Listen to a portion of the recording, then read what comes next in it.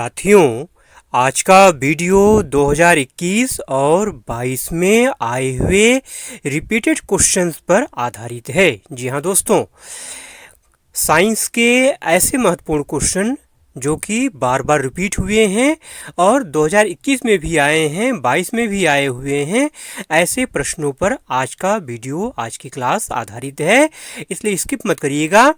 चलिए आज की क्लास को हम शुरू करते हैं। पहला क्वेश्चन है कि फलों को पकाने के लिए किस रसायन का प्रयोग किया जाता है। बहुत महत्वपूर्ण क्वेश्चन है, कई बार पूछा जा चुका है। तो इसका जो राइट आंसर होगा वो है ऑप्शन ए, एथिलीन। जी हाँ दोस्तों, फलों को पकाने के लिए एथिलीन नामक रसायन का प्रयोग किया जाता है। ठीक है, अगर एथिलीन के फार्मूले की बात करें तो एथिलीन का फार्मूला होता है C2H4। ध्यान रखिएगा, एथिलीन का फार्मूला होता है C2H4। एथिलीन क्या है? यह एक महत्वपूर्ण पादप हार्मोन है जिसका उपयोग फलों को जल्दी पकाने में किया जाता है। तो फैक्ट भी ध्यान में रखिएगा। अगला क्वेश्चन है कि निम्नलिखित में से कौन सा तत्व बेकिंग सोडा का घटक नहीं है। ठीक है, देखिए बेकिंग सोडा का जो फार्मूला होता है वो NaHCO3।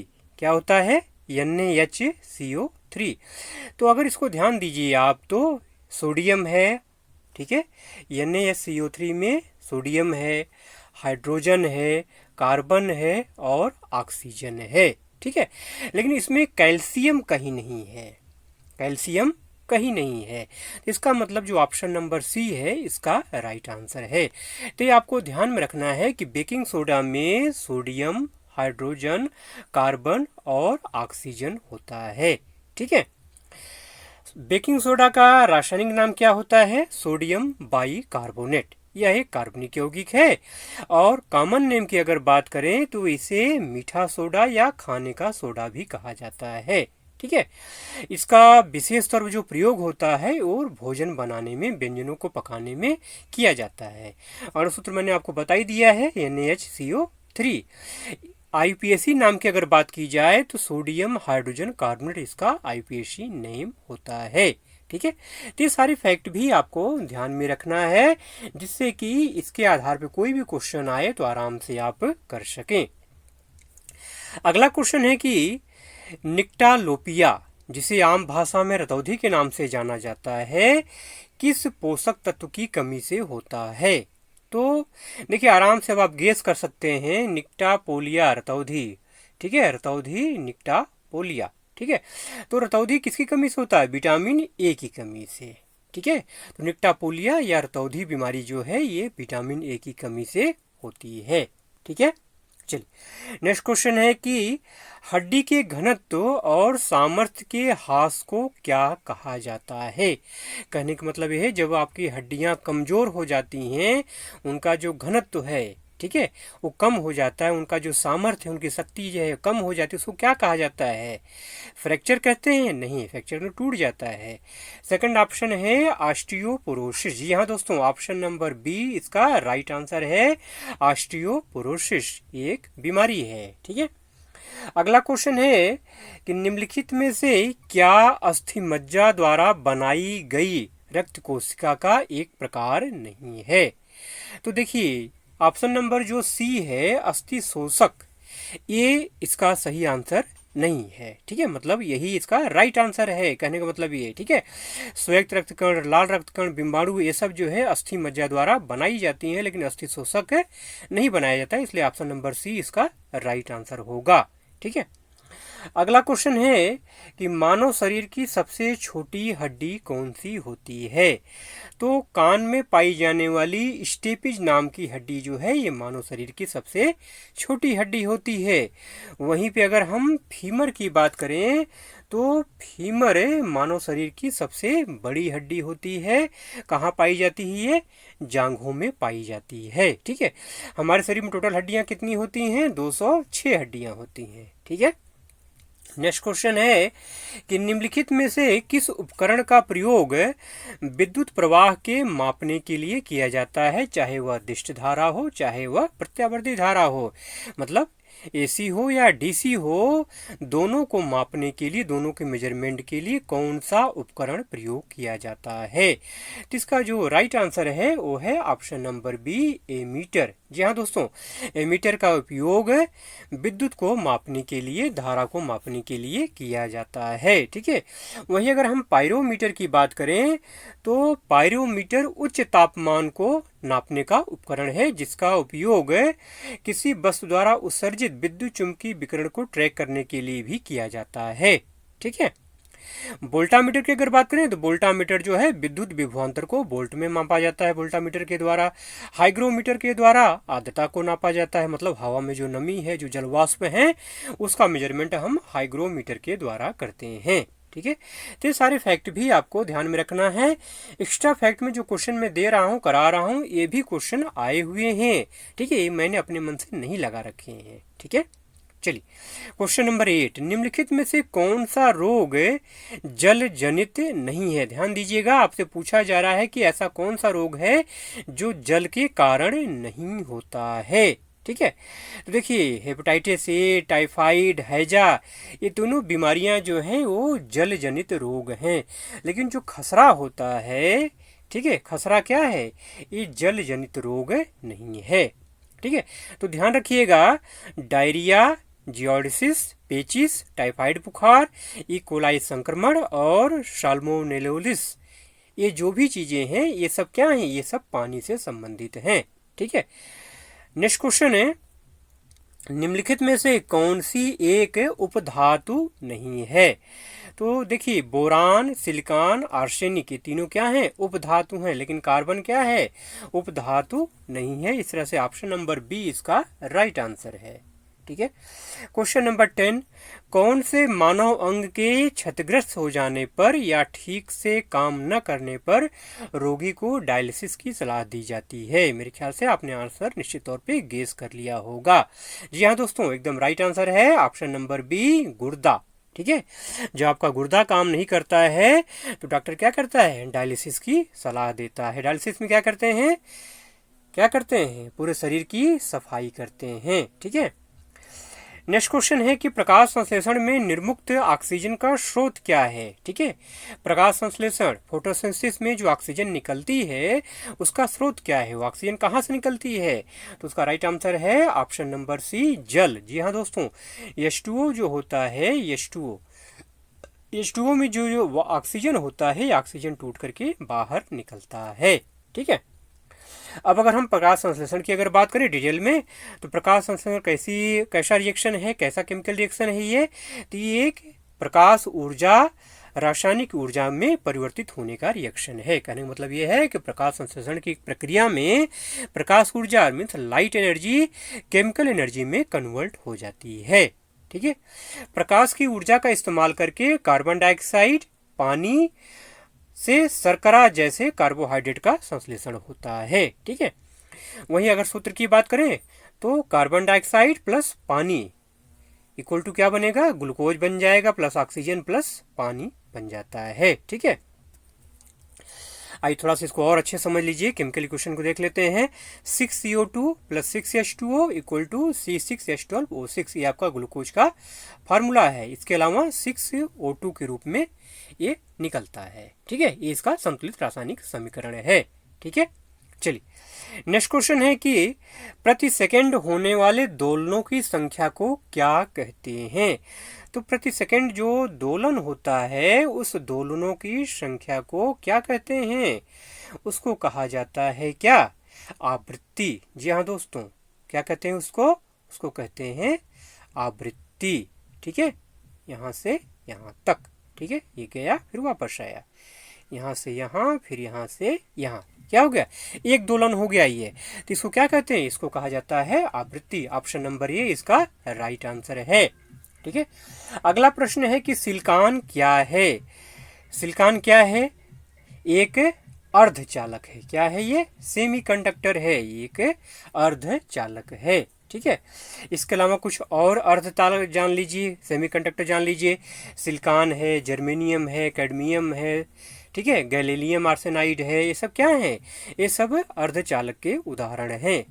क्वेश्चन नंबर 14, किसी पिंड की उस गति को क्या कहते हैं जिसकी कुछ समय के अंतराल के बाद पुनरावृत्ति होती है। ठीक है, क्वेश्चन नंबर 13 और 14 लगभग सेम है। ठीक है, इसका भी आंसर क्या होगा, ऑप्शन नंबर बी, आवर्त गति। जी हाँ दोस्तों, नियमित अंतराल पर जो गति होती है उस गति को क्या कहते हैं, उसको आवर्त गति कहते हैं। क्वेश्चन नंबर 15, ठीक है, फिलअप करना है, भरना है आपको। लोहे को जिंक की परत के द्वारा संरक्षित करने की प्रक्रिया क्या कहलाती है। ठीक है, यहाँ डैश डैश डैश था, लोहे को जिंक की परत के द्वारा संरक्षित करने की प्रक्रिया डैश डैश डैश कहलाती है। क्या कहलाती है, ऑप्शन नंबर ए, गैल्वेनीकरण कहलाती है। ठीक है, गैल्वेनीकरण, ठीक है, गैल्वेनाइजेशन जो कहा जाता है। अगला क्वेश्चन है कि रक्त समूहों की खोज किसने की। तो इसका जो राइट आंसर है वो है option number A, Karl Landsteiner. Karl Landsteiner ने रक्त समूह की खोज की।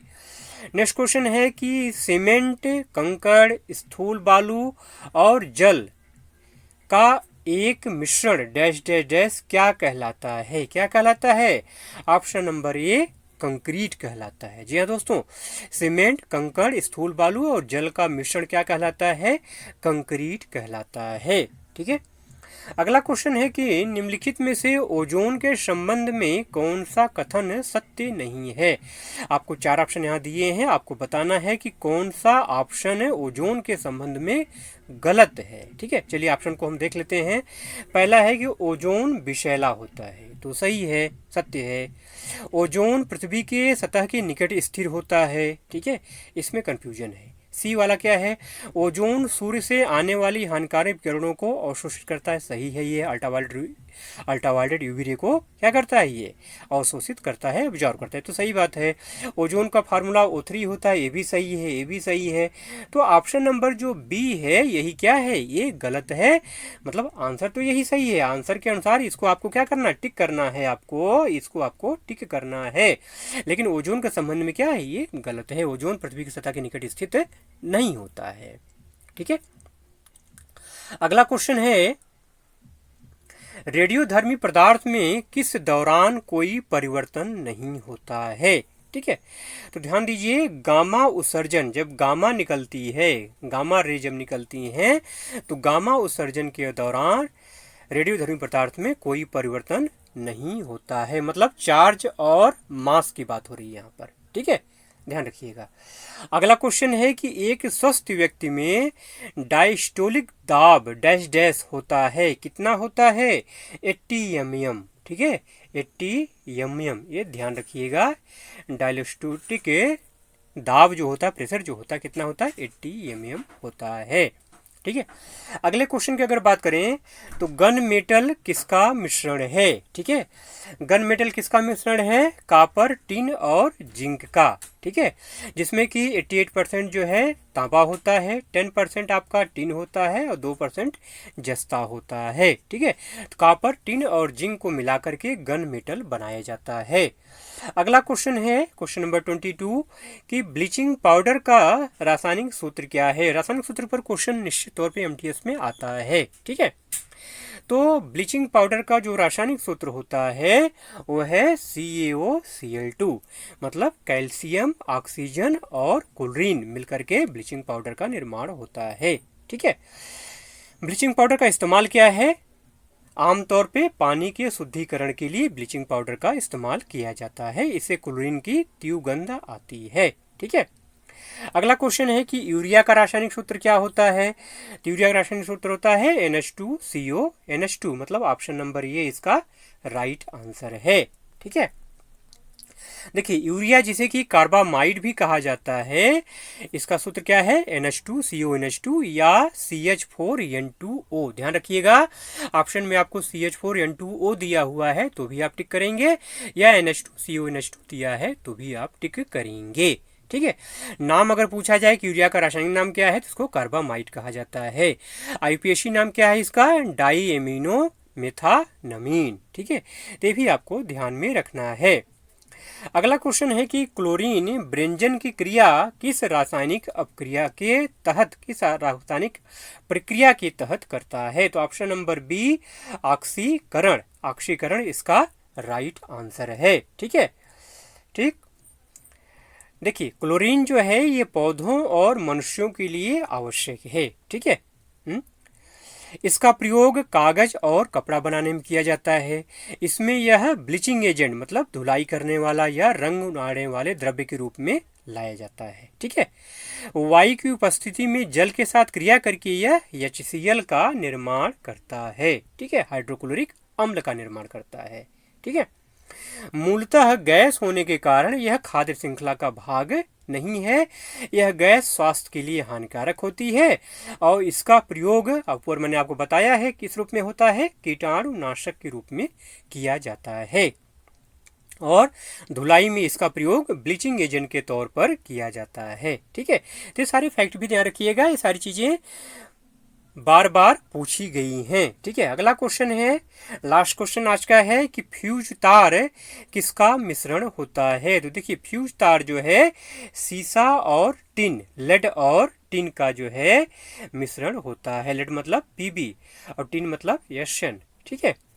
तो Pb और Sn लेड और टिन का मिश्रण होता है। 37% जो है आपका सीसा होता है और 63% क्या होता है, टिन होता है। इसके अलावा इसमें बिस्मथ भी मिलाया जाता है, कभी कभी इसमें कैडमियम भी मिलाया जाता है, बहुत कम मात्रा में, ठीक है। फ्यूज तार का जो गलनांक का जो प्रतिरोध होता है वो दोनों ही बहुत कम होते हैं, ठीक है।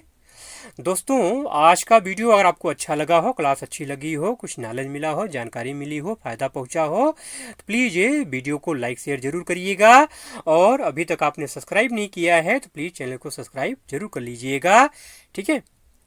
सभी चैनल वाले कहते हैं कि भैया सब्सक्राइब करो सब्सक्राइब करो, तो मैं भी कह दे रहा हूँ सब्सक्राइब करो। मैं जानता हूँ आप सब्सक्राइब नहीं करोगे, ठीक है, फिर भी मेरा काम है, मैं कह दे रहा हूँ। प्लीज़ अगर आपने सब्सक्राइब नहीं किया है तो चैनल को सब्सक्राइब करके बेल आइकन प्लीज़ प्रेस कर लीजिएगा, ठीक है। पूरा वीडियो आपने देखा, इतना अपना अमूल्य समय आपने मुझे दिया, इसके लिए आपका बहुत बहुत धन्यवाद।